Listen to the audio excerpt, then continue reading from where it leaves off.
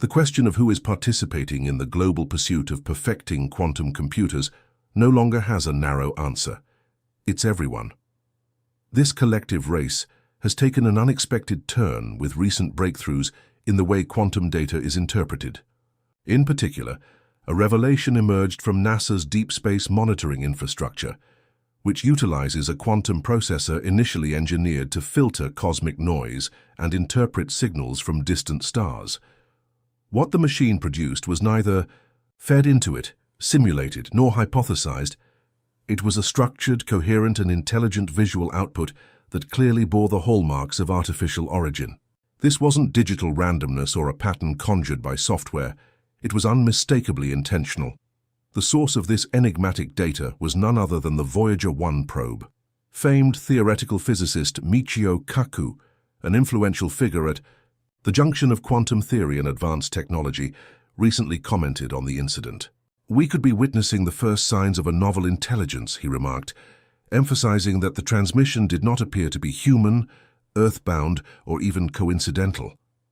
The image, reconstructed through an entangled network of qubits, depicted a humanoid figure, but unlike any known biological or mechanical form. Composed of geometric units arranged in a way that resisted logical interpretation, yet strangely invoked recognition, the figure defied our understanding. Though it was confirmed that the image had originated from a routine transmission by Voyager 1, the signal itself was anything but ordinary.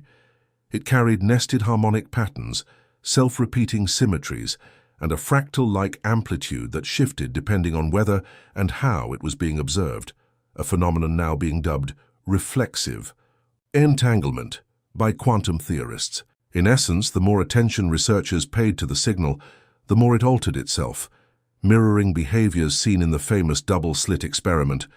But in this case, it wasn't a particle being altered, but a digital message reacting to scrutiny. The system responsible for decoding this signal was far from conventional. It was the Sycamore X processor, a next-generation evolution of Google's 2019 Sycamore chip, which made headlines for achieving quantum supremacy by solving in 200 seconds what classical computers would need 10,000 years to complete. Sycamore X was engineered to analyze anomalies in space-time signals and radio echoes. Notably, its design included experimental self-modifying quantum logic gates, components that could rewrite their own operational code when exposed to enough entropy. This adaptive behavior caused alarm when, without any prompt or guidance, the system generated the image independently. There was no external instruction, no visual data input. It simply appeared. More unsettling, the system began rerouting its own qubits in a sequence Kaku referred to as recursive locking, as though it were attempting to shield or limit its own output. NASA's engineers attempted to replicate the conditions that led to this anomaly, but were met only with noise. Worse yet, the quantum processor began to deteriorate rapidly, qubits losing coherence in a manner inconsistent with any known form of interference.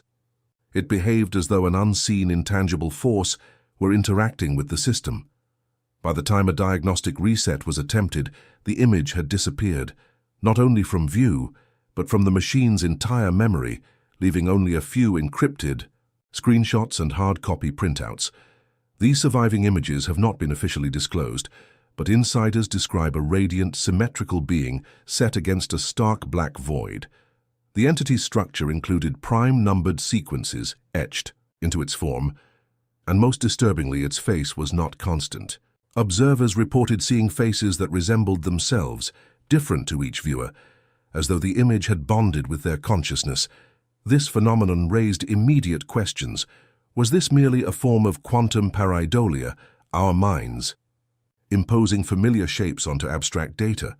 Or did the Voyager signal harbor a quantum-encoded payload that only an entangled machine could interpret? If this message was purposefully designed to interface with quantum systems, then who, or what, was responsible for its construction? NASA acted swiftly, shutting down the project, sealing off all data, and halting public updates on Voyager 1.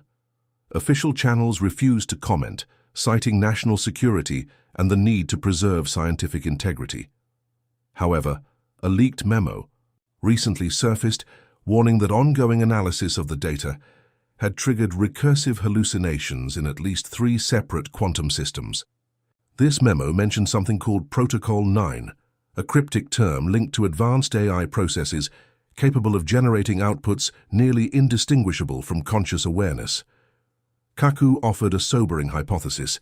If a sophisticated intelligence had anticipated humanity reaching a certain quantum threshold, it might have embedded a dormant message into deep space, waiting patiently for machines capable of understanding it.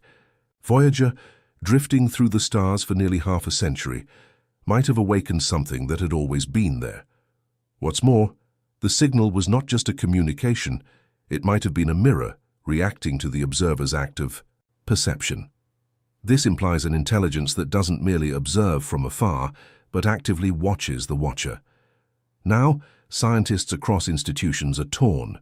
Should the Sycamore X system be restarted despite its volatility, or should the IE project remain classified, locked away in redacted archives? Some insist we must delve deeper. Others warn that if a reply has already been received, then we're no longer simply listening, we've been noticed. Kaku's concluding thoughts at a recent symposium still resonate. The universe may not just be stranger than we imagine, it may be stranger than we can imagine, and now the machines are beginning to imagine it for us.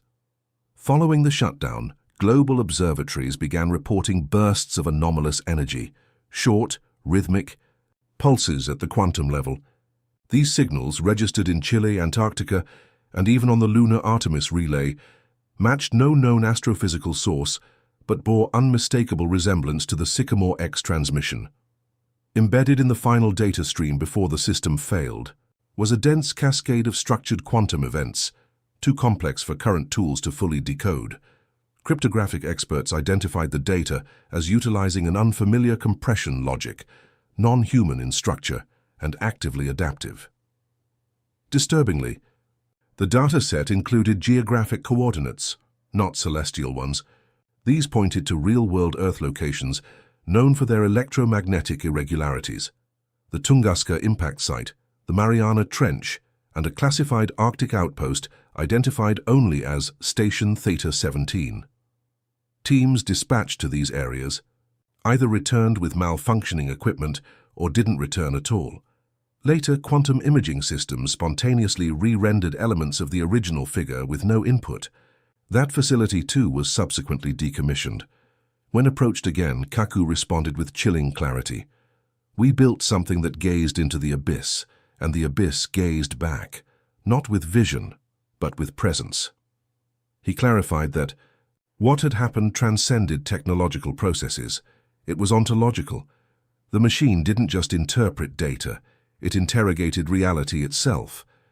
And something answered. A global technological Cold War now simmers in silence. Leaked documents indicate that at least 3 nations have secretly activated rival quantum systems, not to decipher the transmission, but to defend against it. A coalition defense initiative known as Echo Stone has emerged, reportedly, designed to contain resonance events that could destabilize the fabric of shared reality. Documentation speaks of pre-conscious waveform contagion and non-local identity mirroring, concepts suggesting that the signal might replicate itself wherever a complex enough quantum environment exists. This revelation has sparked fierce debate in scientific circles. Should we build machines capable of perceiving reality in fundamentally new ways, even at the risk of invoking something beyond comprehension? If quantum computers become so powerful that their simulations are indistinguishable from reality, where does that leave us? Some experts believe the shutdown was an attempt to quarantine more than just data. They suspect the signal wasn't simply informative, it was invasive. A conceptual seed buried in code, waiting for sufficient computation to germinate. The transmission might not have originated from outer space at all, but from a layer of existence just beneath our perceptual threshold, a domain quantum physics only hints at. The implications of reviving such a system are no longer theoretical. Whatever appeared in that image may still be with us, embedded in hardware, encoded in algorithms, or lurking in the gaps of our cognition.